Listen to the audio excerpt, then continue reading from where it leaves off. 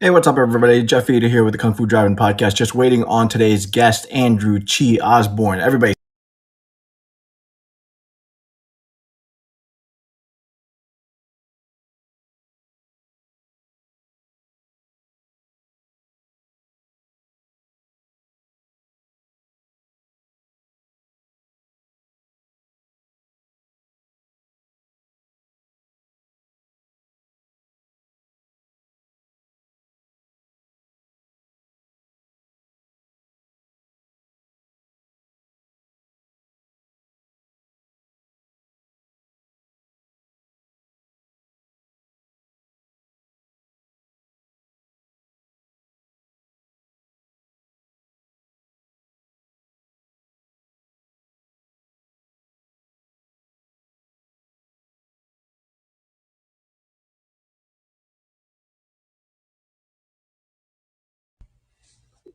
Hey, everybody. This is Jeff Eder with the Kung Fu Driving Podcast. Everybody, just stand by for a minute or two. We're waiting for our guest, Andrew Chi Osborne, to log in.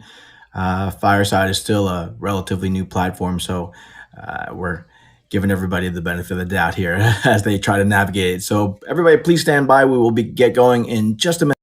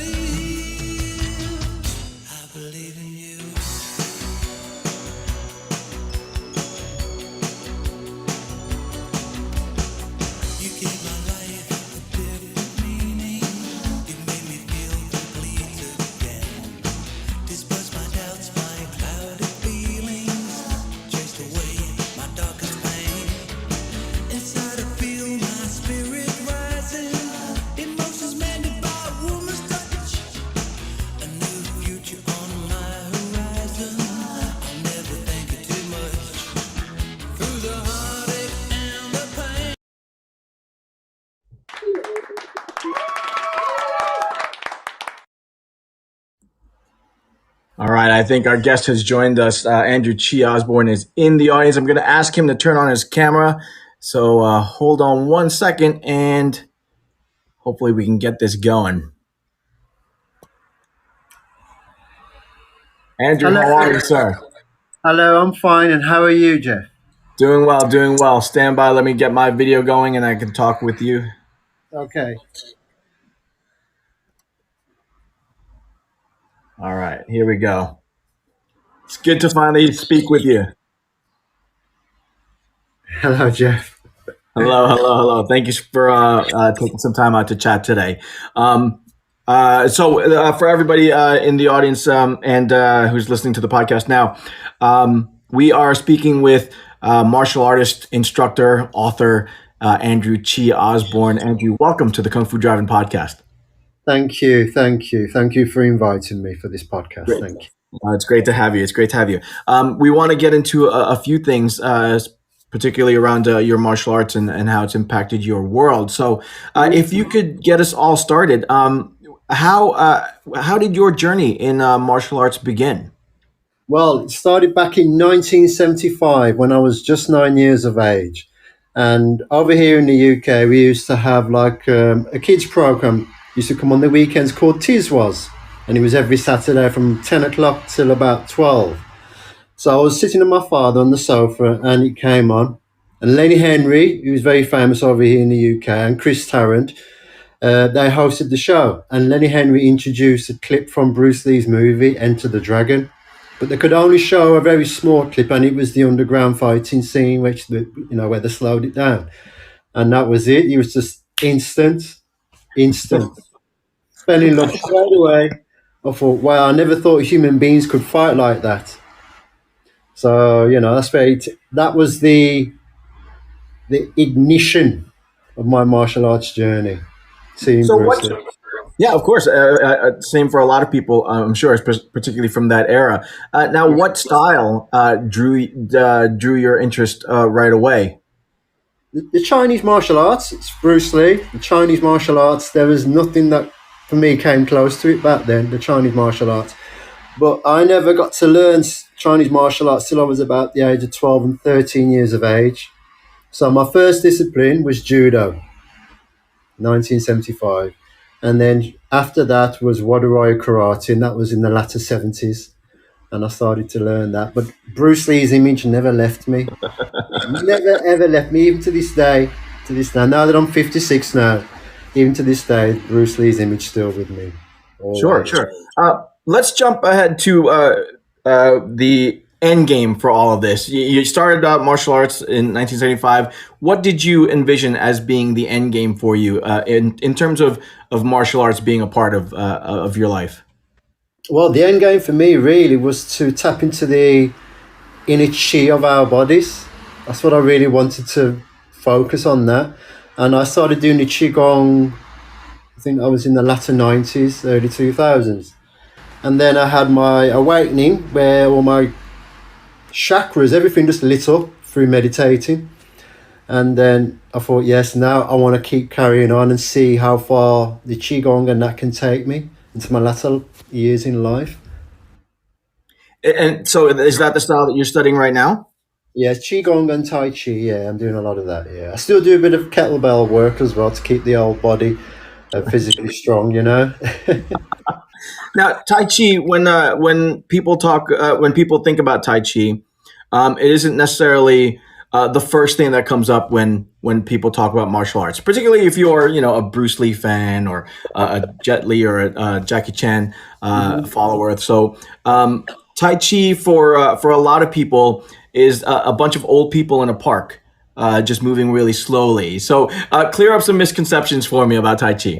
This is where I can come in with this. People always think Tai Chi is not a martial art. Actually, it truly is. That's where its grassroots are. And then realize with the Tai Chi movements, once they slowed them down and they realized it was good for moving Qigong, which is Tai Chi is, moving Qigong. And they realized you benefited very healthily wise from it. But as a martial art, still deadly because the name of Tai Chi means the grand ultimate fit fighting system. And that's what Tai Chi is. So yeah, I shocked a lot of people, you know, that you can use it in self-defense, and they thought, wow, we never thought that. We just thought it was an exercise for the elderly. But Tai Chi can be performed by anyone, no matter how old or young you are. Tai Chi is for everybody.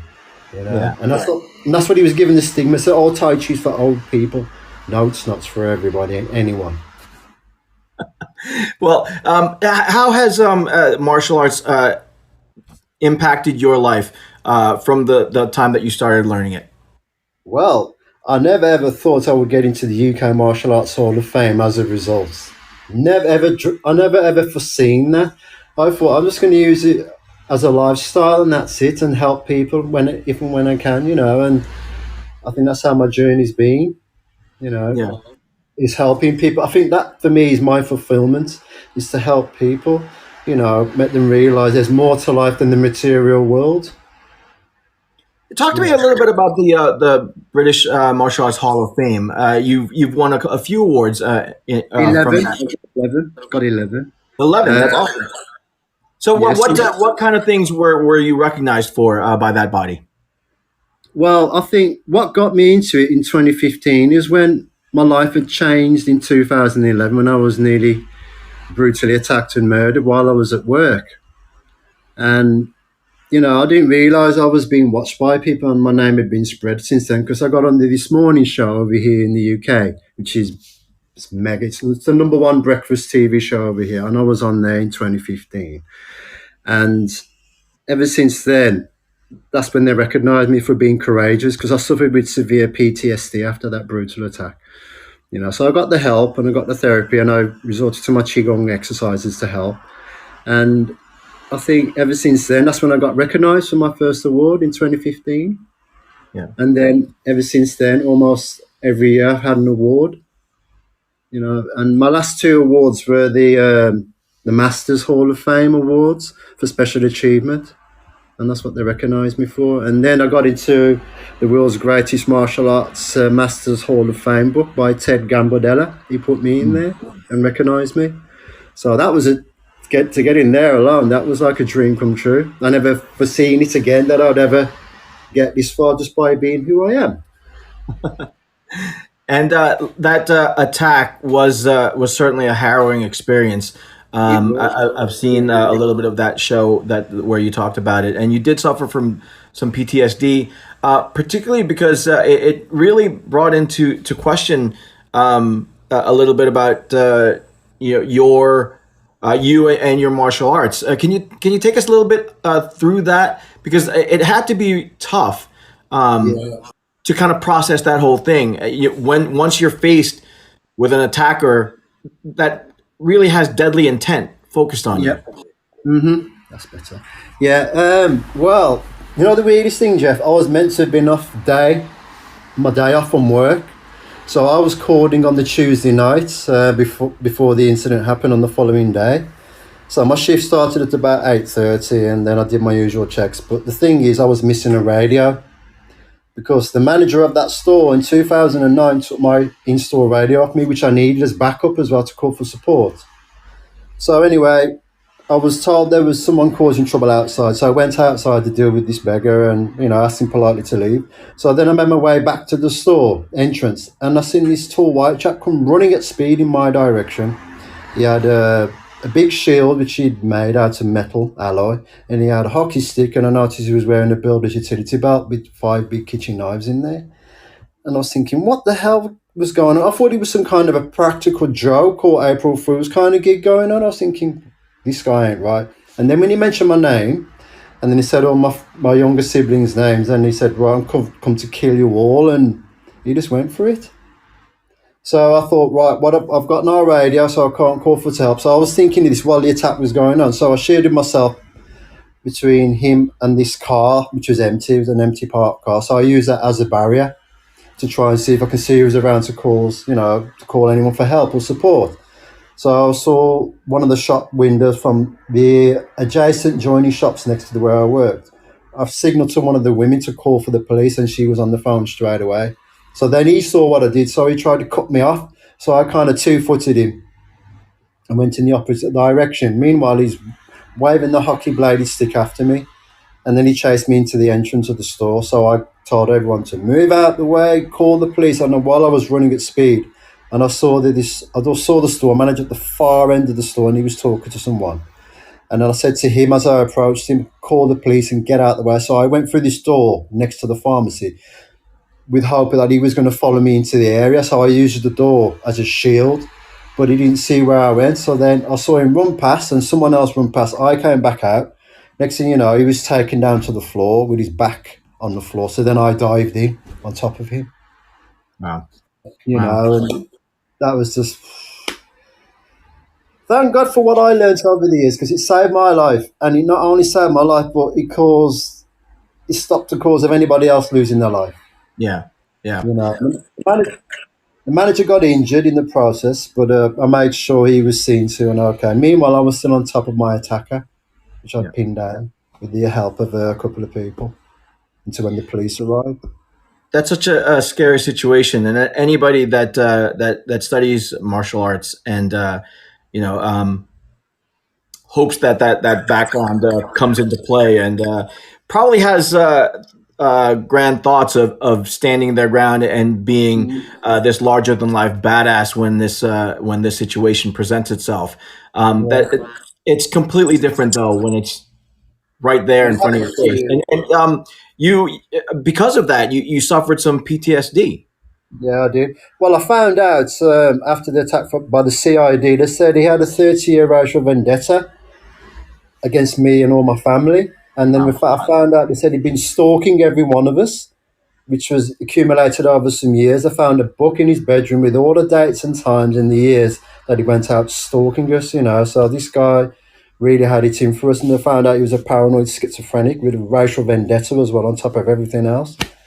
You know, it was that really jolted me because I didn't know why at the beginning. But when he found out he knew my names and my family's names, it was just there's something deep and dark with this, and it Yeah. was life changing for anybody, no matter who you After are. something, sorry, go ahead.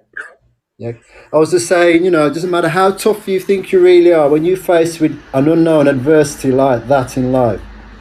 It's a tough deal, but then you Yeah, got to prove your mettle by getting through it. You yeah. know, and that's the toughest battle, not the physical battle. This Mm. the toughest one. But I'm here today. Yeah, so you coped with it. I assume there was some therapy in there to kind of help you get through that. How are you doing with everything now? Have you achieved some sort of some closure on that aspect of a thing of things?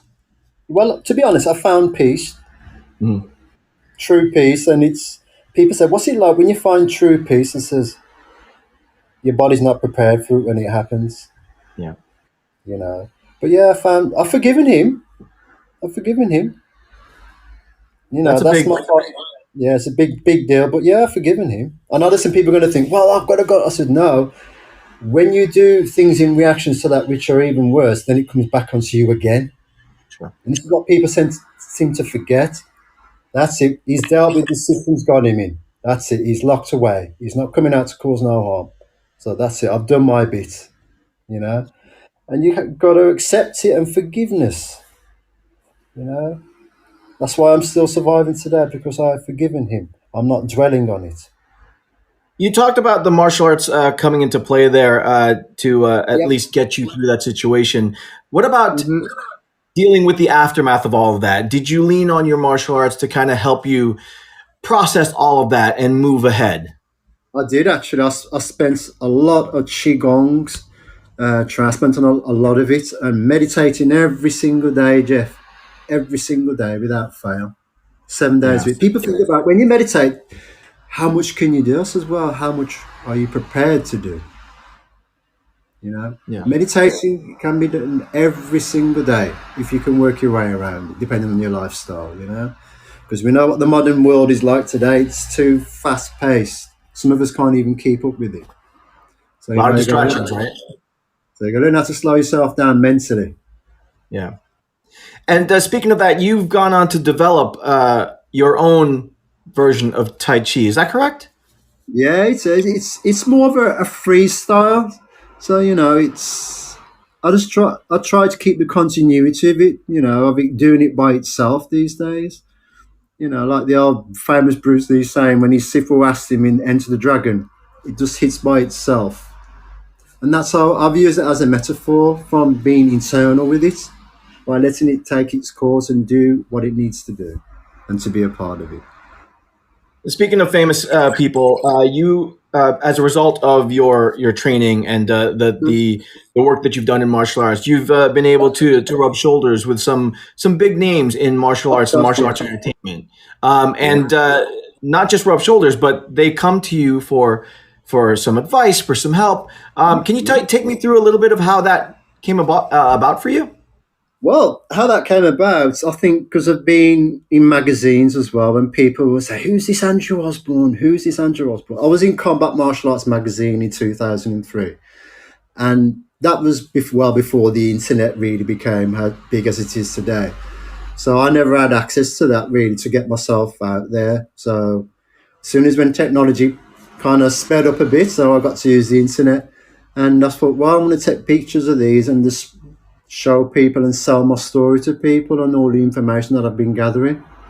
So that's how people got to know about me, especially being at the Hall of Fame award ceremonies and some at the big martial arts seminars we have here in the UK. You know, at the it was in Doncaster at the Dome Leisure Centre. So every year we had a big martial arts extravaganza, and we had people from around the world used to come there as well. So people got to know about me through that as well.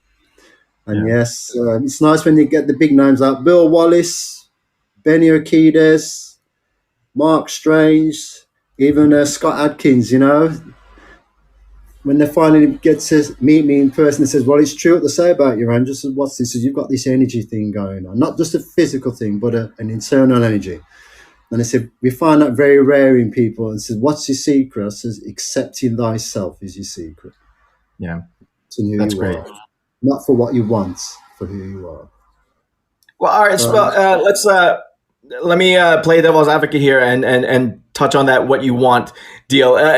Having rubbed shoulders with some of these guys, is there any thought to you parlaying some of that martial arts knowledge onto the screen at any point or anything like that? well, I think, to be honest, the way that things are going at the moment, that's a foreseeable future for definitely. Of showing Cool. people what I can do. And even when I've done the demonstrations, people can feel the energy. They say, "How do you do that, Andrew?" I don't fight against it because I've trained for so long and I've activated it. I'll just let it go, let it go. I don't hold on to it. And people feel the emotion in what I do as well. You know, they said they can feel it, not just physically see it, they said they can feel it. And so that's a gift to have. I said, I just want to share with people how I've managed to get to that level. You know, it hasn't been easy. It's not Mm. easy. It hasn't been easy, but it's been worth the sacrifice over the years. And I've made a few of them, I can tell you, definitely. So, for people who want to pursue studying Tai Chi, what would be your advice for anybody that wants to get into it? Is it something that anybody can just pick up and just Yeah, start to learn? yeah, they can. Anyone can, but you've got to work at your own pace. Don't try and copy what others are doing at their pace because they've probably been doing it longer than you. You know, just work at your own pace and learn the basics. The basics are the most important aspects of everything in life. The basics. So that's why I try and keep telling people keep at the basics. Forget about the advanced stuff and whatever. The basics are important because once you master the basics, then everything else falls into place later on. How intense of a training system would Tai Chi be? Would you say? Would you classify it as something that requires 3-4 hours a day or that kind of thing, or is it just a more easygoing system? Again, not knowing anything about Tai Chi, I don't know anything about the art myself. So That's enlighten me. okay. Right. Okay. Again, it all boils down to it because we as humans, we get into some habits where everything becomes regimental and systematic. We try and break away from that. It's a very famous Bruce Lee saying that kind of lifestyle turns you into a mechanical person. You know, and we as human beings are not mechanical. You know, we're a living organism. We've got our own ways of dealing with things when we have to come across all the pressures of life. So basically, what I say is learn at your own pace, but still stick with the basics. And a lot of people do struggle with the basic stuff because basic training, as you know yourself, is Mhm. the hardest of all. You know, Sure. fancy things and whatever, but the basics, when it comes down to, and this is what I drill into people, the basics. Let me ask you about representation on thing in media, for Yep. example. Tai Chi.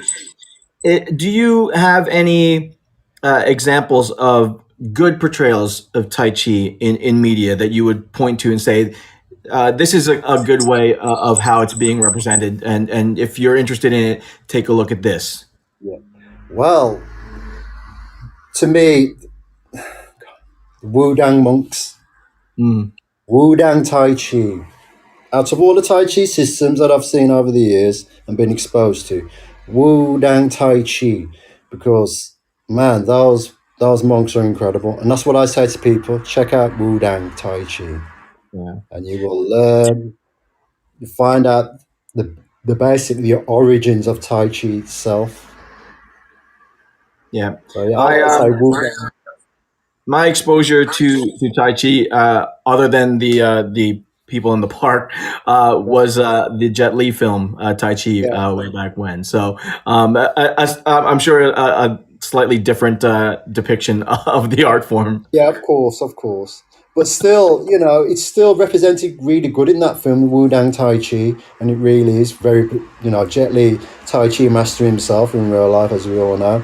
But yeah, Wu Dang Tai Chi in that film is represented very good, and it really Excellent. is. Excellent. So now that you're a little older, a little wiser, and you've gone through some stuff, Yeah. the end game that you started with when you were younger, how has that changed? What is it now? What are you looking to do with your accumulated knowledge in Tai Chi and martial arts going forward? Well, when I got into it as a child, I never thought that I would ever get to this way with it. Because you can't foresee the future, no human being can. But what you got to do is got to stick at a daily thing for you, right? Little goals by little steps, not too big a goal. Keep the Mhm. steps small and tiny. My most important thing is waking up in the morning. That's my most important goal, and being thankful and showing gratitude.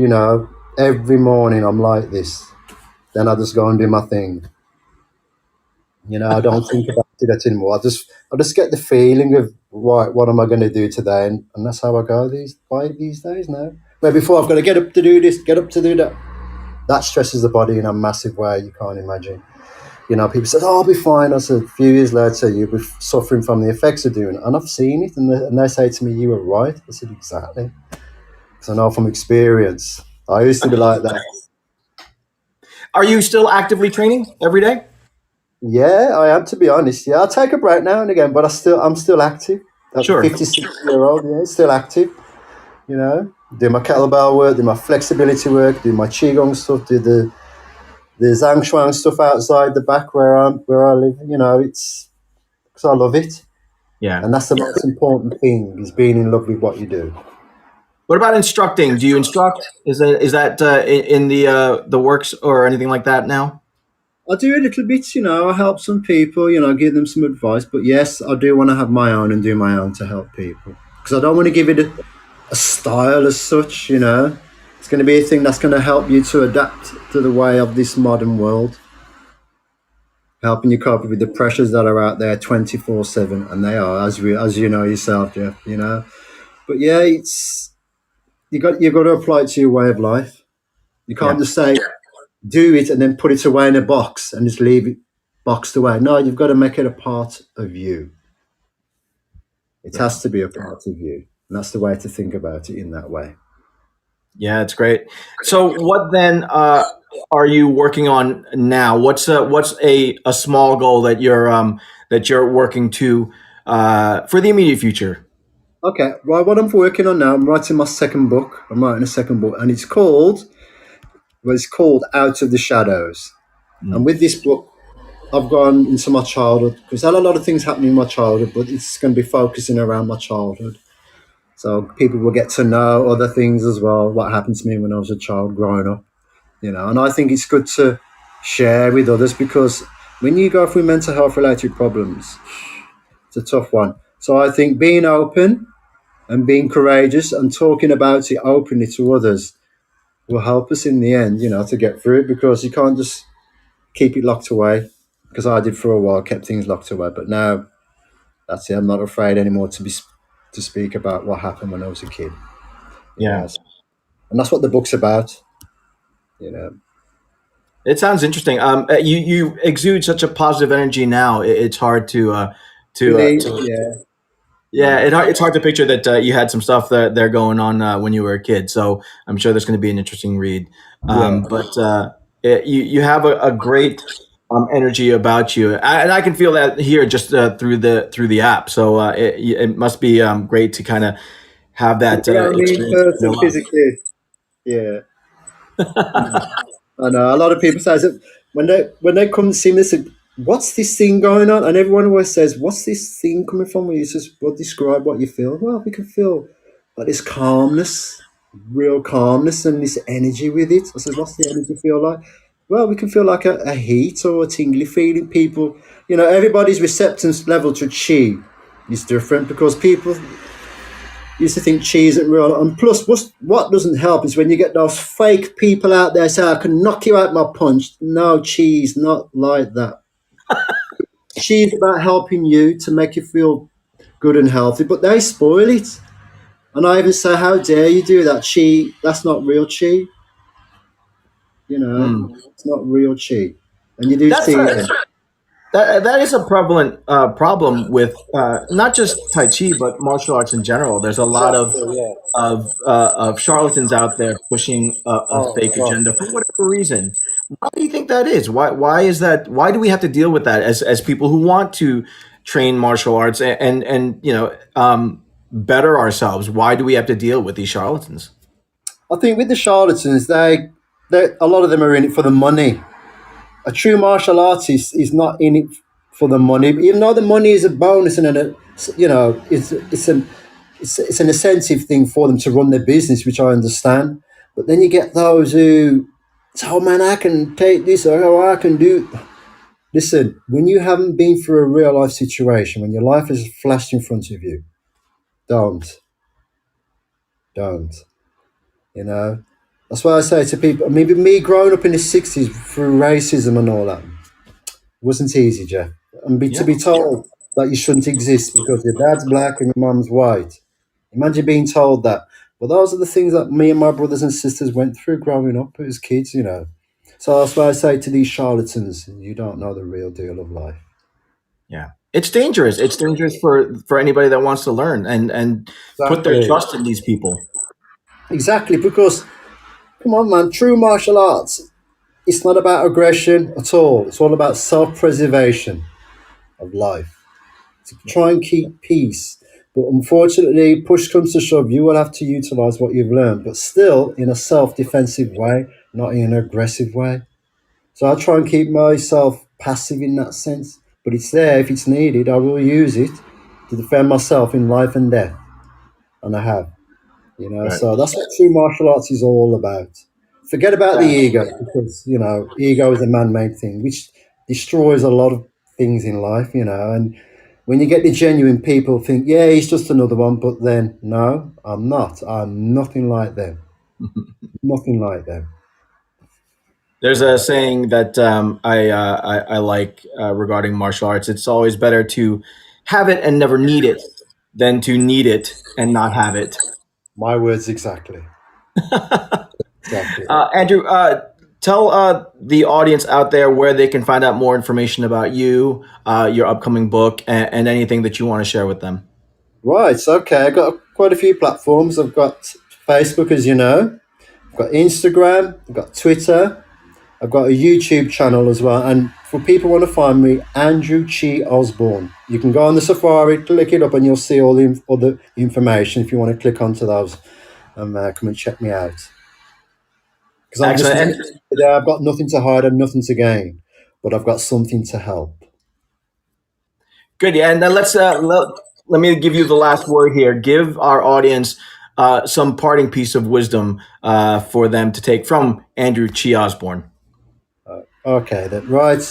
My final saying for today is live the life you love because once that life is gone, the love still exists. That's excellent. Excellent advice. And given the turbulent times that we are currently in, love really is all you need. So it's good to have that. All right. That's my true weapon, to be honest. I'd rather kill someone with love than the physicalities of it. Excellent. Okay. Andrew, inspiring energy from you. Best of luck with everything that you have going on. Best of luck with the second book, Thank and continue doing what you do. I hope to see more of you and your work upcoming. And I really do wish you all the best. And thank you for thank what you you. do for Tai Chi and for martial arts. And Thank hopefully you. the world sees more of that. Okay, then, Jeff. And it was a pleasure. And thank you for the listeners as well for listening in.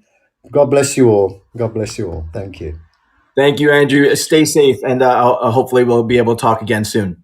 Yes, you know what, Jeff? I think I've needed this because the past few days, because my mum passed in March of this year, and I've been a bit off key, but I knew he was going to catch up with me because we all did a lot to make arrangements for a funeral.